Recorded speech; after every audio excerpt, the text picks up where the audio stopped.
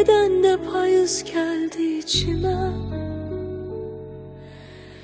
Yarpaq kimi töküldüm gecelere. Bir ses var hələ də beynimdə, adını çəkir hər xatirədə. Nə yazım, nə silim bilmirəm. Səndən sonrası tək səssizəm. Səni biraz az sevsəydim, bəlkə indi az əzilərdim. Unut deyirlər, necə unudum səni. Hər mahnıda sənin nəfəsin var hələ də. Gözlərimi yumuram, çıxmırsan içimdən.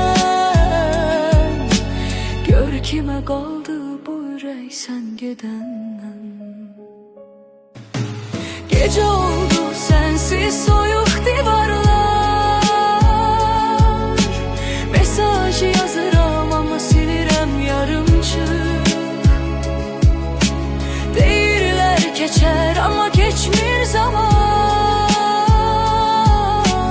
Sevgi deyil iz qaldı qəlbimdə qan.